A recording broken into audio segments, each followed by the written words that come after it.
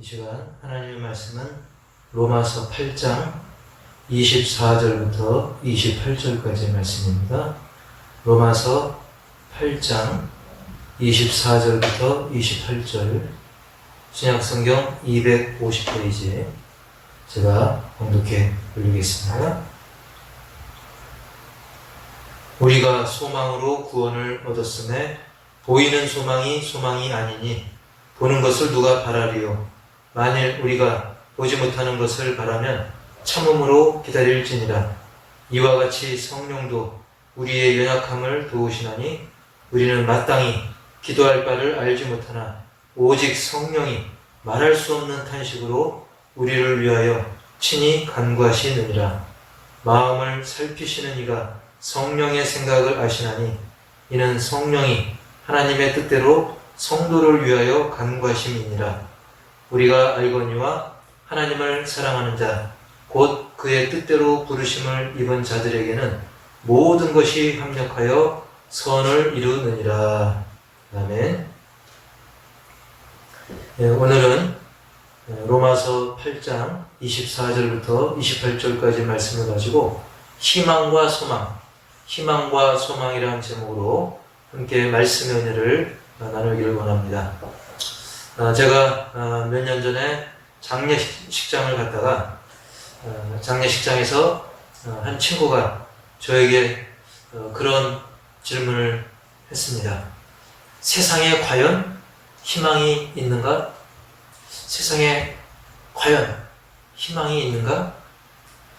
사실 돌아보면 갈수록 세상이 악해지는 것 같고 갈수록 안개 낀 것 같은 이 불확실한 이 시대를 우리가 살고 있는데 사실 그 모든 문제의 중심은 사람 아니겠습니까?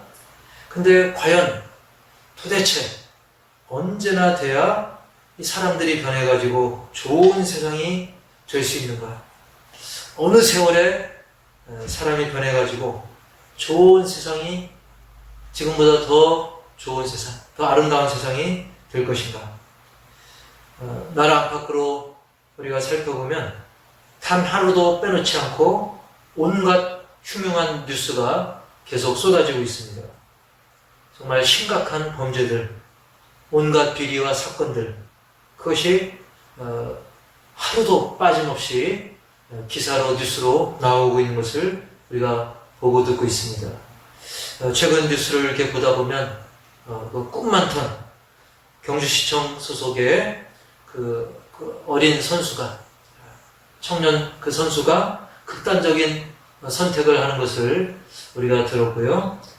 또 서울시장의 그런 극단적인 선택, 그리고 음주운전 촬영에 치여서 그 마라톤 선수 3명이 또 즉사하는 그런 사건도 있었고, 또 저 바다 건너 일본에서는 아이만 남겨놓고 휴가를 떠난 이 젊은 부부 때문에 그 아이가 정말 주검으로 발견된 사건도 있고요.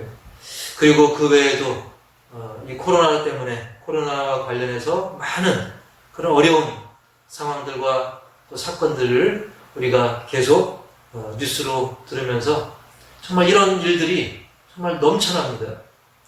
그러다 보니까 사람들의 생각은 이 세상에 대해서, 이 세상의 미래에 대해서 회의적이고, 그리고 대개의 경우 많은 사람들은 어떤 목적의식이나 어떤 비전 없이 그저 하루하루 때우는 그런 삶을 살고 있는 경우를 우리는 많이 보게 됩니다. 그냥 남들 하는 대로 적당히 재미난 거 찾아 즐기고, 또 맛집 찾아 즐기고, 또 TV나 보면서 그럭저럭 시간을 허비하다 보면 어느새 달력이 금방 뜯겨나가는 것을 우리가 보면서 깜짝깜짝 놀라기도 합니다. 자, 그렇다고 해서 제가 먹고 놀고 즐기는 거, 재미난 거 보고 TV 보는 거, 이런 것이 죄라는 뜻은 아닙니다. 우리가 적당히 또 쉬기도 하고 또 TV를 볼 수도 있는 거죠. 다만 우리가 그런 것들에 묻혀가지고 삶의 의미도 그리고 목적도 잊어버린 채 아무 생각 없이 귀한 시간을 그저 허비만 하고 있다고 한다면 그것은 주님이 우리에게 바라는 것은 결코 아니라는 말씀인 것입니다. 이 시간 저 역시 제 친구처럼 장례식장에서 만났던 그 친구처럼 여러분에게 한번 그런 질문을 드려볼까 합니다. 세상에 과연 희망이 있습니까? 지금 이 세상에 과연 희망이 있습니까?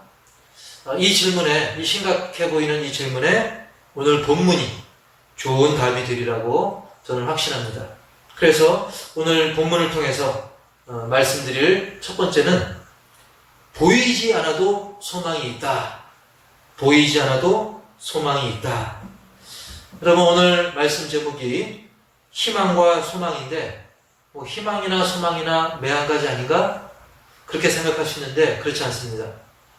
희망과 소망에는 분명한 차이가 있습니다. 이 희망이라고 하는 것은 우리가 그냥 막연하게 기대하는 거예요.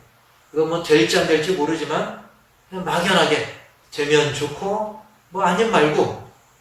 그래서 우리가 보통 소망사항이라고 잘 얘기 안 하고 희망사항이라고 얘기를 하죠. 반면에 이 소망이라고 하는 것은, 즉 특별히 이 성경에서 말하는 이 소망이라고 하는 것은 될 것으로 믿고 기대하고 기다리는 것을 말합니다. 될 것으로 믿고 기다리고 믿고 기대하고 기다리는 것, 이것을 소망이라고 성경은 말씀하고 있는 것입니다. 그래서 오늘 본문 중에 로마서 8장 24절을 보면 우리가 소망으로 구원을 얻었음에 보이는 소망이 소망이 아니니 보는 것을 누가 바라리요? 라고 말씀하고 있습니다. 여러분 우리가 흔히 구원은 무엇으로 얻는다라고 말씀합니까? 그렇습니다. 구원은 믿음으로 얻는다라고 보통 이야기를 합니다. 근데 방금 읽은 24절에서 뭐라고 말씀합니까? 소망으로 구원을 얻었다라고 표현하고 있어요. 우리가 소망으로 구원을 얻었음에. 자, 왜 소망으로 구원받는다고까지, 구원을 얻는다라고까지 표현합니까? 이것은 희망사항이 아니라 소망. 진정한 소망은 바로 될 것으로, 즉 말씀대로 이루어질 것으로 믿고 기대하고 기다리는 것이기 때문인 것입니다. 즉 하나님은 그냥 뭐 농담하거나 실없는 소리하는 그런 분이 아니고 하나님은 분명히 말씀으로 약속하시고 그 약속한 바를 반드시 이루시기 때문에 당장은 눈에 보이지 않아도, 당장은 불가능해 보여도, 심지어 막연해 보여도 하나님은 전지전능하시고 신실하신 하나님이시기 때문에 결코 반드시 이루실 것으로 우리는 믿고 기대하고 기다리는 것입니다. 언제까지? 이루실 때까지. 우리가 그때를 모른다 할지라도 하나님은 반드시 이루신다는 그런 말씀인 것입니다. 그래서 24절 후반에도 보이는 소망이 소망이 아니니 그랬습니다. 사실 뻔히 보이는 것은 굳이 소망할 필요가 없죠. 왜? 그냥 뻔히 보이는 거기 때문에, 당연한 것이기 때문에 이것은 하나님을 믿지 않아도, 믿음이 없어도 이거 되겠네 하고 기대하고 그냥 당연한 것으로 받아들이기 때문에 우리가 보이는 소망은 소망이 아니다라고 표현하는 겁니다. 예를 들면 막 하늘이 컴컴해지고 그냥 몸이 좀 찌뿌드하고 결정적으로 일기예보에도 비가 온다라고 예보를 했어요. 그렇게 되면 굳이 소망할 필요가 없어요. 그냥 오겠구나. 그냥 예상하고 비가 오면 그렇지. 굳이 소망할 필요가 없는 것이죠. 그렇다면 뭐가 소망입니까? 엘리야 선지자처럼 무려 3년 반 동안이나 비가 오지 않았는데도 불구하고 하나님의 약속의 말씀을 믿고 그가 비가 올 것을 확신했던 것입니다. 소망했던 것이죠. 그래서 그는 왕에게 그렇게 말합니다. 곧 큰 비가 올 테니 자리를 옮기세요라고 말합니다. 그리고 간절히 엘리야는 비 오기를 기도하죠. 믿음으로 기도합니다. 그리고 나서 자기 사환에게, 자기 심부름 하는 그 몸종에게 심부름을 시키죠. 올라가서 바다 쪽에 비 올 기색이 있는가, 비가 올 것 같은지 한번 살펴봐라. 그때 사환이 그렇게 대답하죠. 아무것도 없습니다. 즉 비올 조짐이 안 보인다는 거예요. 그러자 또 가봐라. 근데도 역시 비올 조짐이 안 보이는 거죠. 무려 7번까지 다시 가라고 시킵니다. 드디어 7번째 그 사환이 대답을 합니다. 손만한 작은 구름, 그것이 보입니다. 여러분, 하늘을 봤을 때 손바닥만한 작은 구름이 보였다는 것은 이거는 전혀 비가 올 징조가 아닌 것입니다. 그런데도 엘리야는 그 손바닥만한 작은 구름을 통해 가지고, 손만한 작은 구름을 통해서 이제 곧 비가 오겠구나, 하나님의 약속의 말씀대로 비가 올 것을 그는 소망합니다. 확신합니다. 그래가지고 왕에게 아주 당당하게 얘기하는 거죠. 왕이시오, 이제 비가 많이 올 테니 길 막히기 전에, 비 때문에 가기 힘든 상황이 벌어지기 전에 자리를 옮기세요라고 그는 당당하게 이야기를 합니다.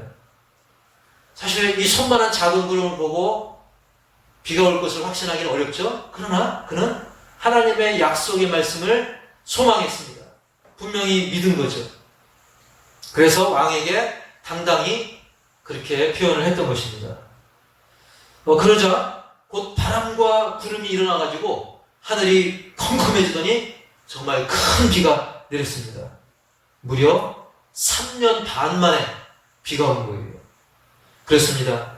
보이지 않아도, 전혀 조짐이 안 보여도, 도저히 바랄 수 없는 상황이라 할지라도 그 일이 일어날 것으로 그가 믿고 기대하고 기다렸고, 실제로 그렇게 이루어졌던 것입니다. 바랄 수 없는 상황이라도 소망하는 자에게, 믿는 자에게는 반드시 그 말씀대로 이루어진다는 사실이죠. 여러분, 예수님의 부활에서도, 예수님의 그 부활 사건에 대해서도 예수님이 누누이 말씀하셨죠. 본인이 부활할 것을, 그것을 그저 희망사항으로 생각한 사람도 있어요. 부활하면 좋고, 안 해도 되고, 안 하면 할 수 없고, 부활 안 하시면 좀 피곤한 거고, 이것은 그냥 희망입니다. 그러나 부활을 소망한 사람들은 어떻습니까? 예수님은 반드시 부활하신다, 그것을 믿는 믿음이 있었다는 거죠. 그래서 기대하고 기다릴 수가 있었던 것입니다. 이렇게 희망과 소망은 반드시 분명한 그런 차이가 있다는 것입니다. 마찬가지로 예수님이 이제 부활하시고 하늘 보좌 우편에 계실 뿐만 아니라 다시 오시는 재림, 그리고 심판하는 것, 그리고 상급을 주시는 것, 이것은 분명한 역사적 사실이 될 것이고 반드시 믿는 자에게 이루어질 것입니다. 이렇게 예수님의 죽음, 부활, 재림, 심판, 상급, 여기에 대한 희망과 소망은 확실한 차이가 있다는 사실입니다. 여러분은 예수님의 재림과 심판과 상급을 희망하십니까? 아니면 소망하십니까? 그리고 이 시간 곰곰이 생각해 보시기 바랍니다. 과연 지금 나 자신에 대한, 나에 대한 하나님의 계획은 어떻다라고 여러분 생각하십니까? 그저 이럭저럭 이렇게 한 세상, 저렇게 한 세상, 이래도 저래도 그냥 대충 살다가는 것이 날 향한 하나님의 계획일까요? 아닙니다. 분명히 그렇지 않습니다. 분명히 나를 위해, 여러분을 위해 예수님이 죽으시고 부활하시고 참 소망이 되신 분명한 이유가 있다는 사실입니다. 주님은 과연 내가 어떻게 살아가기를, 우리가 어떻게 살아가기를 주님은 원하고 계실까요? 그것을 분명히 깨닫고 주님이 바라는 대로, 하나님의 계획대로 살아가는 저와 여러분이 되기를 주의 이름으로 축복합니다. 그렇습니다. 그냥 희망사항에 머물지 말고 믿음으로 소망하시길 바랍니다. 당장 보이지 않아도 믿는 자에겐 소망이 있다는 사실을 절대로 놓치지 마시기 바랍니다. 그래서 믿음장이라고 할 수 있는 히브리서 11장 1절에 보면 이렇게 말씀합니다. 믿음은 바라는 것들의 실상이요 보이지 않는 것들의 증거니. 여러분 그냥 바라고 있는 건데 그것이 실제 있는 걸로 믿는 거예요. 소망인 거죠. 그리고 보이지 않는 것들의 증거라고 했습니다. 보이지 않는데 어떻게 증거가 됩니까? 소망하니까.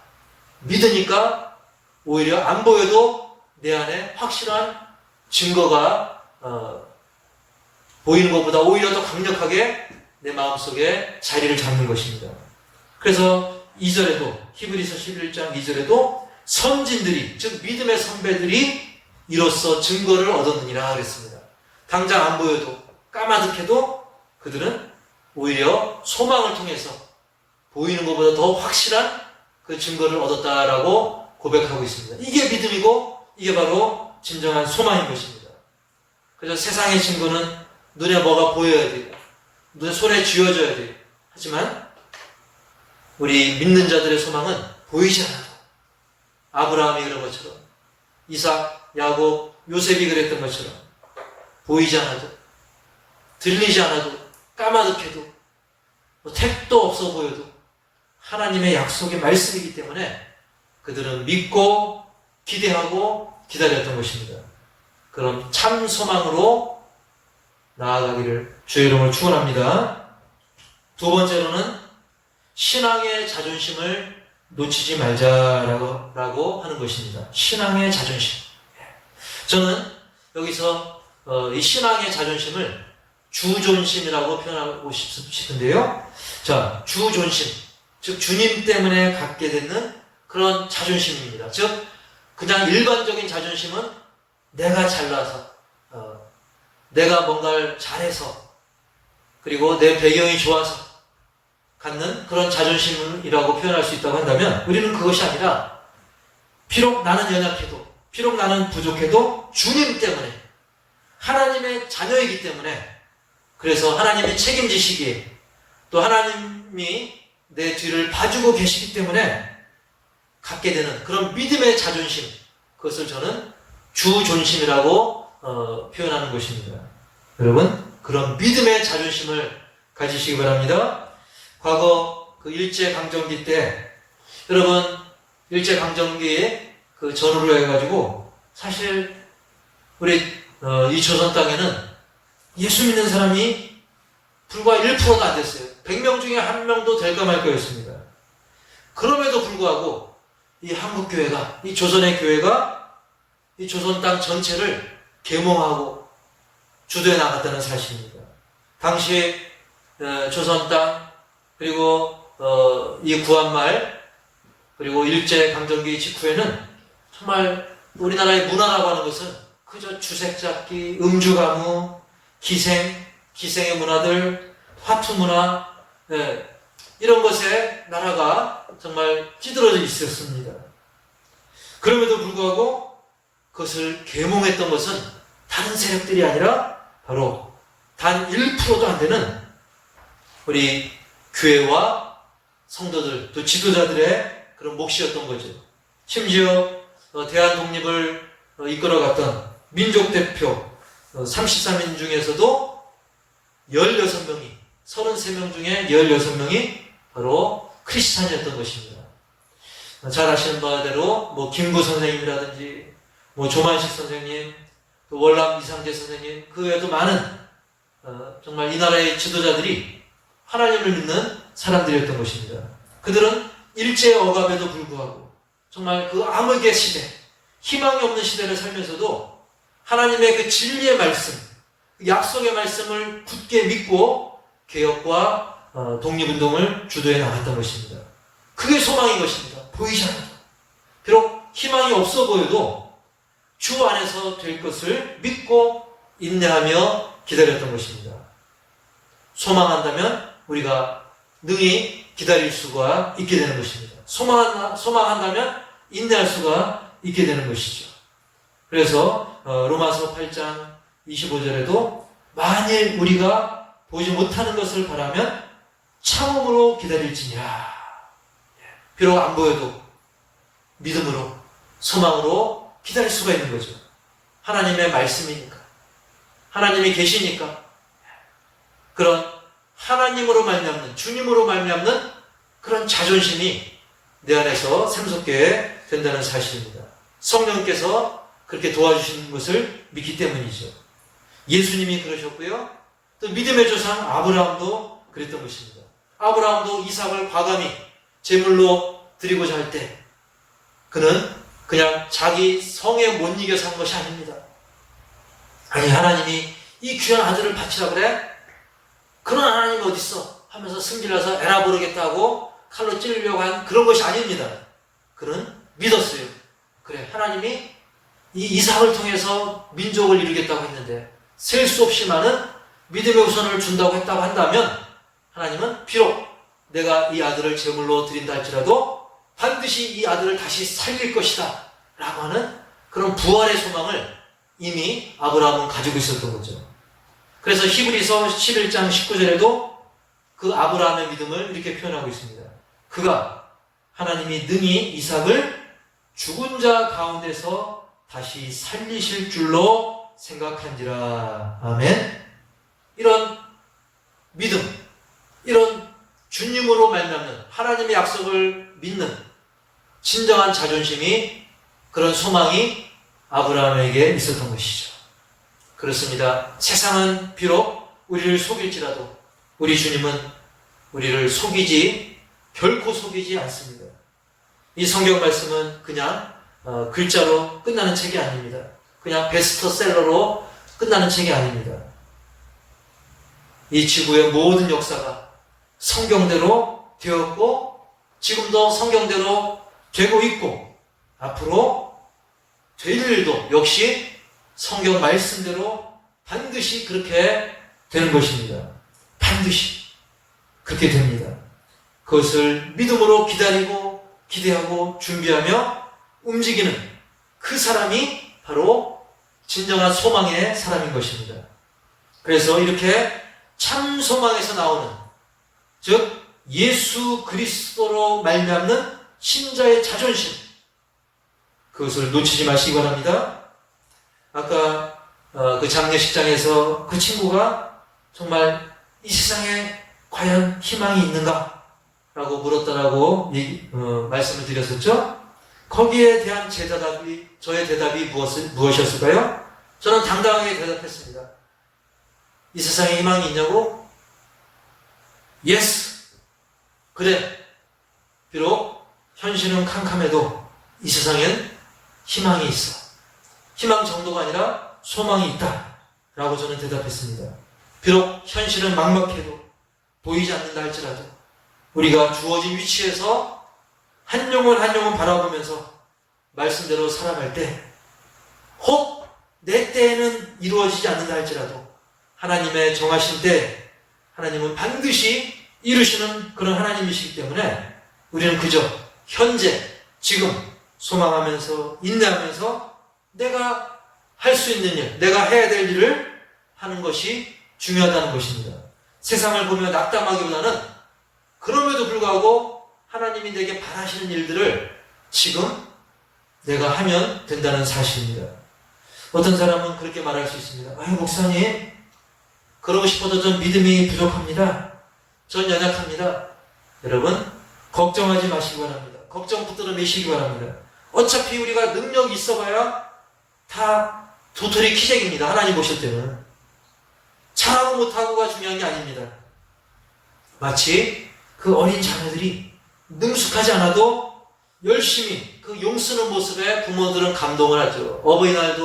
어버이날에 그 어린 자녀들이 막 크레파스로 그냥 투박하게, 사실 잘 그리지 않았어도 정말 한자 한자 적은 그 글씨, 그 그림, 또 종이로 만든 카네이션, 그런 작은 정성의 부모가 감동하는 거 아니겠습니까? 그렇습니다. 우리 하나님 아버지도 우리가 뭔가 훌륭하고 잘하는 걸 요구하는 것이 아니라 그저 부족해도 연약해도 주님을 의지하면서 순종하는 것 그 자체를 귀하게 여기신다는 사실입니다. 그래서 주님의 도우심을 의지하고 순종하는 것. 뇌성마비 그 송명희 시인이 발음도 제대로 안 좋고 목도 삐딱하고 하지만 최선을 다해서 이 찬양의 시를 올릴 때 거기에 하나님은 기뻐 받으시고 또 많은 사람들이 또한 감동하는 것입니다. 순종 그 자체가 중요한 것입니다. 그러면 주님은 반드시 도우시고 기쁘게 받으신다는 사실이에요. 그래서 오늘 본문 26절에도 그렇게 말씀하죠. 26절, 이와 같이 성령도 우리의 연약함을 도우시나니 우리는 마땅히 기도할 바를 알지 못하나 오직 성령이 말할 수 없는 탄식으로 우리를 위하여 친히 간구하시느니라. 아멘. 우리가 연약하지만 성령님이 도와주신다고 그랬어요. 성령님이 대신 탄식까지 해가면서 도와주신다고 그랬어요. 그리고 28절에서도 우리가 알거니와 하나님을 사랑하는 자, 곧 그의 뜻대로 부르심을 입은 자들에게는 모든 것이 합력하여 선을 이루느니라. 아멘. 모든 일들, 좋은 일, 슬픈 일, 웃을 일, 눈물 흘릴 일, 여러 가지 많은 일들이 있지만 그런 모든 일들이 하나님의 은혜 가운데 조화를 이루어서 결국 선을 이루게 된다는 것입니다. 우리의 연약함, 부족함. 여러분, 무지개도 7가지 다양한 색깔이 있지 않습니까? 여러분, 빨간색만 강렬하다고 해서 빨간색만 강조되면 그 무지개가 아닌 거죠. 또 좀 어두운 보라색? 보라색이 좋다고 그것만 있다고 무지개가 됩니까? 그렇지 않죠. 빨주, 노초, 파남보. 이 7가지 색이 아름다운 무지개를 이루듯이 마찬가지입니다. 우리가 각각 성격이 다르고 또 환경이 다르고 또 살면서 이런저런 일이 있다 할지라도 또 교회 공동체에도 다양한 그런 성격의 다양한 환경의 사람들이 있지만 하나님의 은혜 가운데 성령 안에서 합력하여 주님은 선을 이루어 가시는 그런 사실을 굳게 믿으시기 바랍니다. 하나님이 이루어 주십니다. 하나님이 책임져 주십니다. 여러분, 엘리야의 때도 전혀 비가 올 것 같지 않았는데 무려 3년 반이나 비가 안 왔었는데 그 하늘을 바라봐도 너무나 하늘이 화창했는데 그리고 7번 바라봐도 겨우 이 손만한 구름밖에 없었는데 비가 전혀 안 올 줄 알았는데 비가 왔지 않습니까? 여러분, 일제강점기 때 독립이 될 것 같았습니까? 독립은 전혀 보이지 않았습니다. 도저히 불가능할 줄 알았는데 어느 날 갑자기, 사실은 갑자기가 아니죠. 하나님이 다 작업을 하셨죠. 정말 하나님의 때가 되니까 대한독립이 이루어진 거죠. 지난주 말씀드린 것처럼 6.25 때 어땠습니까? 이제 대한민국은 완전히 공산화 됐구나. 거의 자포자기 상태였는데 또 인천 상륙작전을 통해서 우리가 서울을 수복하고 압록강까지 밀고 올라가고 결국 이 자유를 우리가 되찾지 않았습니까? 그렇습니다. 무엇보다 예수님 십자가에 달렸을 때는 어땠습니까? 이제 끝났구나.